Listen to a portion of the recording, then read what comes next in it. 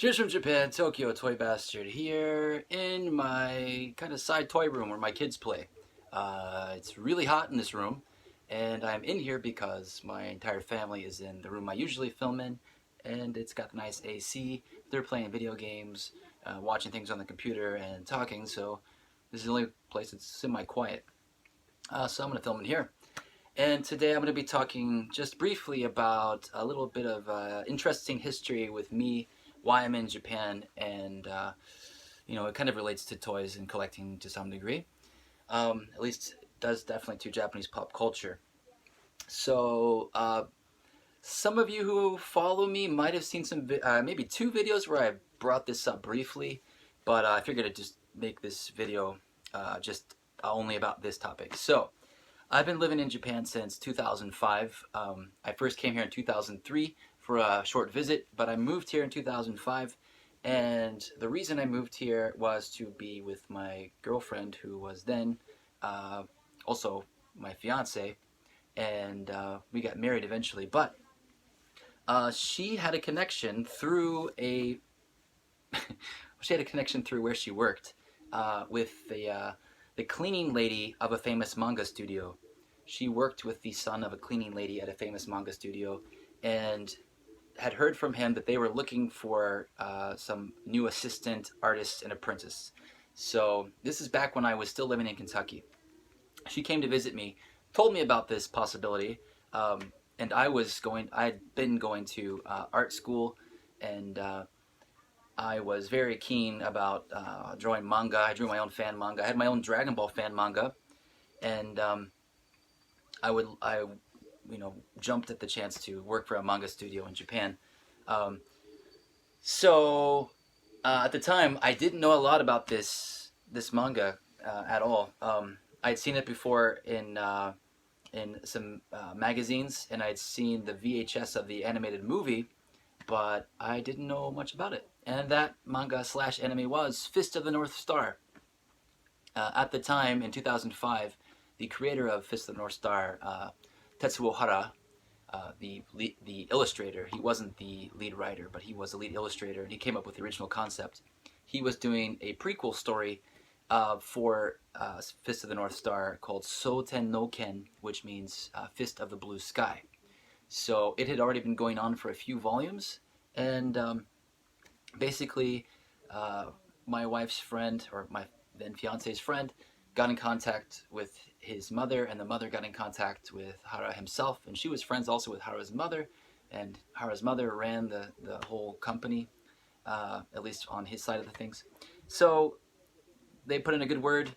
Less than 2 weeks later, I was in Japan. Had not planned on moving there that quickly, but got this chance to interview at the manga studio. Was very nervous. I actually wrote a short, maybe 5 or 6 page, full-colored comic about this experience, and I published it in an English publication called Metropolis here in Japan. I'll put a link in the description if you want to read that. It's kind of very goofy gag manga style, but it shows kind of my trip and my interview.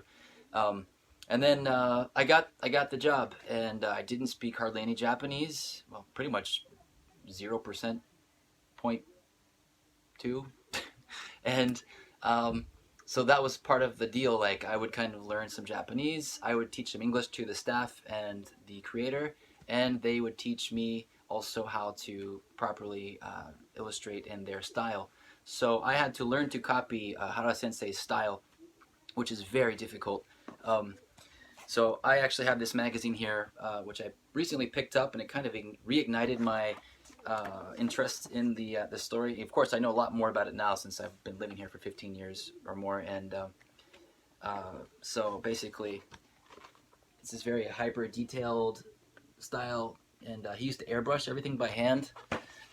When I worked for him, though, I had to replicate his airbrushing style using this is more of his artwork.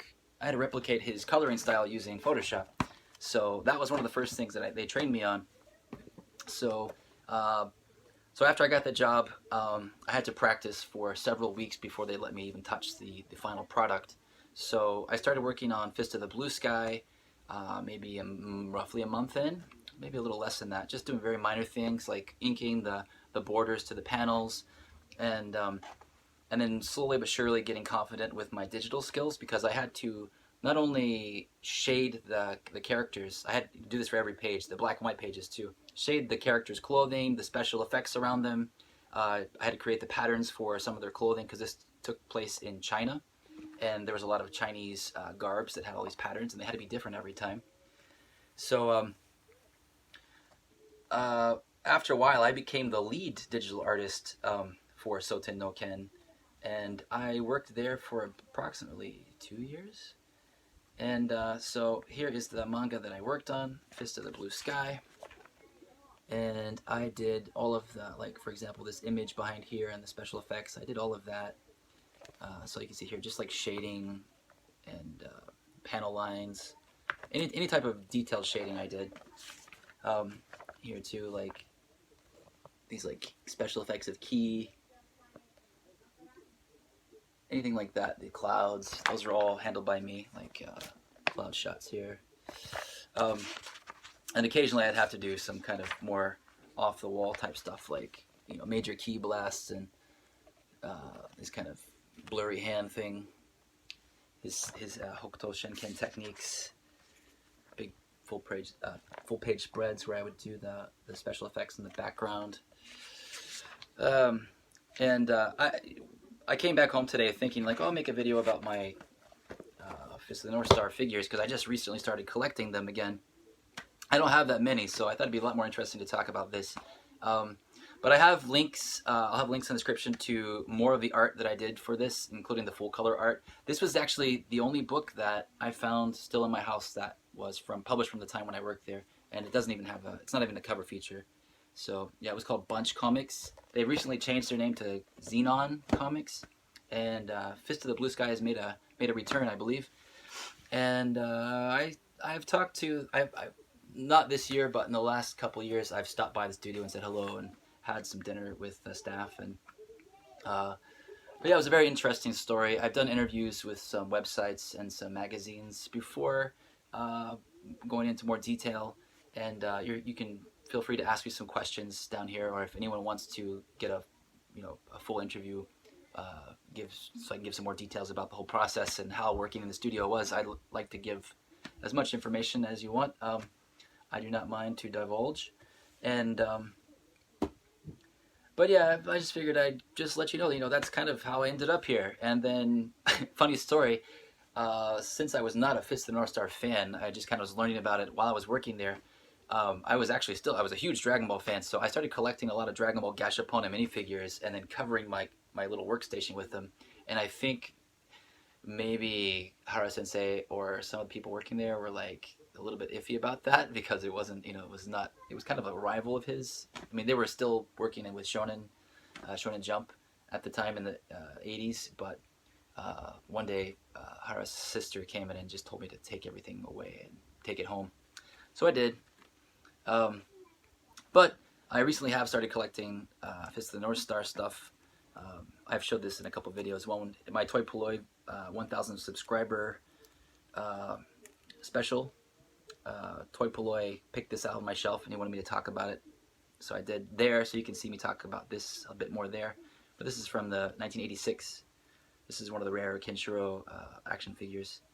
And I also recently picked up a couple weeks ago these little Kenshiro Keshi. This one's actually pretty rare and expensive and fragile. He's got plastic armor and stuff. But I'm gonna keep adding more to my Kenshiro collection. Specifically Kenshiro, and I'll update my collection at some point. And yeah, so yeah, I quit working at the manga studio around 2007ish, and I was already kind of giving Hara Sensei some English lessons. So around that time, and by the way, working at a manga studio pays shit. It does not pay anything, and you hardly sleep. But I mean, you're technically learning something that is not taught at many art schools. You're learning something from a master. So the fact that you even get paid to learn this stuff was actually amazing. I didn't complain. But once got married and decided to maybe have some kids, yeah, it's definitely not the best lifestyle to have unless you are the creator of the manga and you're making big bank. which he was very popular. You couldn't go anywhere. You still can't go anywhere almost without seeing Fist of the North Star on pachinko machines, on posters, in the manga aisles. So it's a big part of pop culture here. Everyone and their mother knows the catchphrase "Omae wa mo shinderu," you're already dead. Um, and yeah, but I decided to go the way of the teacher, so now I'm a teacher. So every time you see me filming in broad daylight, unless I'm in different clothes, it means I'm on my lunch break from teaching, and I love teaching. Most of my students have no idea that I used to be a manga artist, but as long as I don't forget to take this badge off, I might just leave it on. They can ask me what it is, but definitely not for kids. Fist of the North Star is pretty violent. And if you're watching this, you probably are familiar with it and know that much. But I want to keep this video at 10 minutes. And again, feel free to ask me any questions. I will answer all the questions you have. And if you want to request a full-length interview about my time working at the manga studio, I am one of the only people, one of maybe 2 or 3 that have ever worked in Japanese manga full-time, being an American. So, yeah, that's it. I hope you enjoyed this. I hope it was interesting. I skipped over a lot of information, just trying to keep it 10 minutes and snappy, free thought. But I figured I'd share that. And yeah, please click the links below if you want to see more of the illustrations that I did and also the little short comic that I did about how I got the job. That's all. And I'll see you with more toys sometime next week. Adios. Watch one of these. Watch one of these. Or one of these. Or one of these. Yeah. Hooah!